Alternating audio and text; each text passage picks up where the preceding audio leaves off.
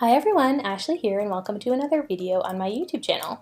Today's speed card making video is going to show how to make this fun dinosaur-filled card using ink blending in the background with some paint splatter to really make it look prehistoric and volcanic.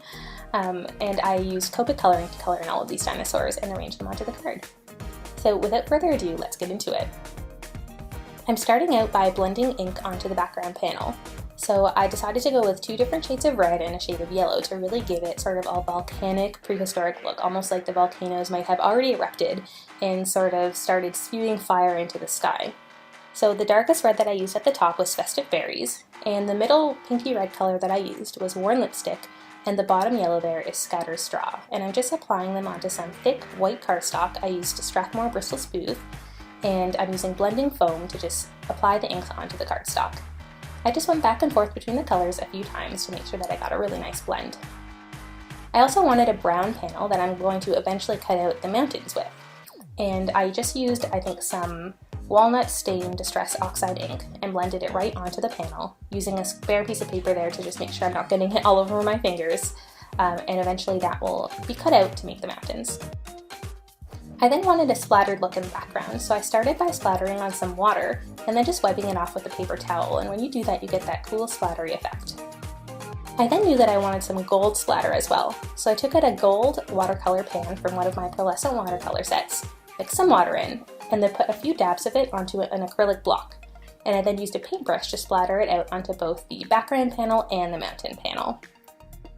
Next, it's time to stamp out all of the images, and for this I used the RAWRSOME stamp set from Fawn, which is a cute set that basically includes all of these dinosaurs, a little volcano, and a few different images that I actually didn't use on this card, but I think there's some footprints and a little egg, and a bunch of really neat punny sentiments. So I just used some Copic marker-friendly black ink on some Copic marker-friendly paper.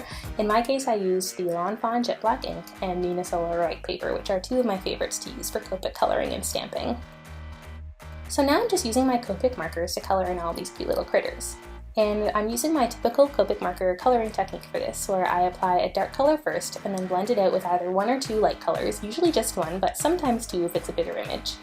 And then I go back in with my darker color to add just an extra layer of dimension and dark shadow to the image. If I ever go outside of the lines, you'll notice that I do use the colorless blender, which is just Copic marker number 0. And this Copic marker color is just a plain alcohol marker, so it has no ink, it has no pigment. So all it does really is just push around the other Copic marker colors and kind of pushes the color almost back into your image if you got a little bit outside. So I'll just sort of go over the little mistake that I made a few times until you can kind of see the pigment from the mistake kind of getting pushed out of the way, and it's kind of getting pushed back into the image. So that's sort of the way that I like to use to sort of fix mistakes when I color outside the lines a little bit. When I'm done coloring each image, I'm also coming in with a white gel pen and just adding a few little highlight lines, which I like to do lately as a way of just sort of adding a little fun accent to the images, and it's something that I've seen a lot of other crafters do, so I by no means invented that method, but I do really enjoy to use it. I decided to use an assortment of different colors for these dinosaurs just to kind of give them a fun, playful look. They didn't have to feel super realistic in my opinion, I just wanted them to be sort of kid-friendly and fun to look at. Also, just to add a note on the background that I did with the ink blending, I actually sometimes have trouble thinking of different color combinations to use for ink blending, so something that I found really helpful is looking at Christina Werner's Distress Oxide blending combinations. She did a whole series of, I'm not sure if they might have been videos, they were definitely Instagram posts and blog posts.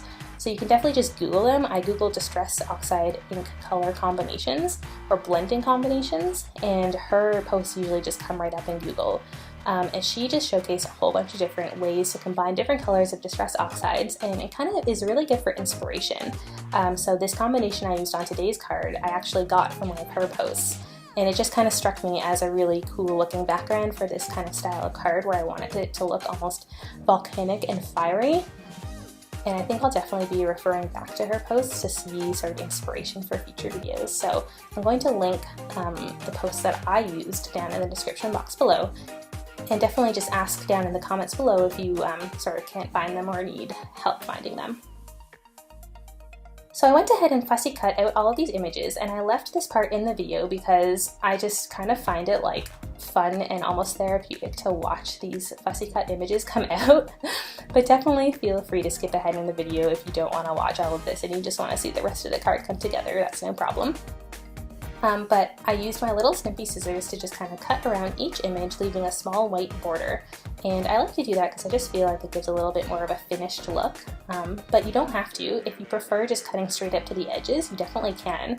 And one tip that I like to use when I do that is to take a black marker and just kind of trace around the edges of your image.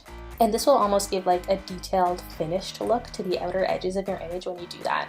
So that's just kind of one thing that you can keep in mind as something to add a little bit more detail to your images if you do decide to cut right up against the edge. But like I said, I kind of usually avoid that by just leaving a little white border when I cut. Okay, so now it is time for the card to come together. As you can see, I've gone ahead and done a few steps off camera. I cut the mountains using a Mama Elephant mountain border die out of that brown piece that I had blended. And then I cut a green piece of cardstock using a Hillside border to act as the front grassy layer. So now I'm just gluing all those pieces together. I actually popped up the background onto some foam. And at this point in the video, my cat decided to make an appearance, so say hello to Salem. As I was saying, I popped up that back panel onto some foam, and then I glued all the rest of the pieces together. Off camera, I also went ahead and cut out some of those palm trees, and those are just made using lawn fawn dies. They actually have a whole set of palm tree dies that is really adorable, and I just cut it out like the stalks out of brown and the leaves out of green and the coconuts out of some different brown cardstock and glued them all together. I also stamped the sentiment onto some Lawn Fawn Gold Rush cardstock, which is also the cardstock that I used as my card base this time, which is a bit of a departure for me because I usually use white card bases. It's kind of just like my go-to, but I just thought that the yellow really kind of added a nice touch to this card and fit in with all the other colors. And if you haven't seen the Lawn Fawn Gold Rush cardstock yet, definitely go check it out. It's this really beautiful yellow color, but it also has these golden specks on it, so it's this really nice extra detail. I also stamped out the sentiment onto that cardstock as well, and the sentiment is "Party like there's no tomorrow," which is just a really funny pun with all of these dinosaurs on the card. So I actually used this card as a birthday card for a family friend, and I just love the way that all the dinosaurs are wearing their little party hats and partying like there's no tomorrow for someone's birthday. I think that's adorable. So as you can now see, I'm going ahead and filling in the scene with all of these dinosaurs. I glued the trees onto the card panel directly using glue, and I popped up the sentiment onto some foam squares. And then I'm popping up most of these dinosaurs onto some foam squares as well, with some just being glued right down onto the card front using glue. And I like to do this when I'm scene building generally. I like to have a combination of popped up and flat images. I just think that it adds a really nice sort of detail and variation to the scene.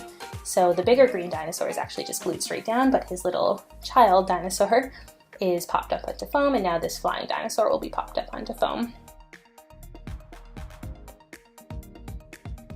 I'm adding a few final details to the card with some little sequins in the background, and then I'm going to add some Winged of Stella shimmer to the little hats, and this pen is just a really nice shimmer pen that adds a little bit of sparkle wherever you paint it.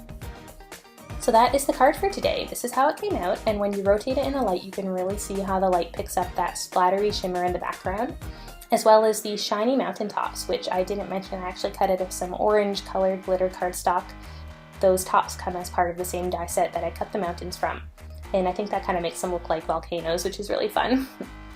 So I hope that you enjoyed watching today's video. To see more cards like this, definitely check out my Instagram profile, which is linked down in the description box below. And in case you didn't know, I do post YouTube videos here on my channel at least once a week. So if not before, I'll see you next week. Thanks for watching. Bye!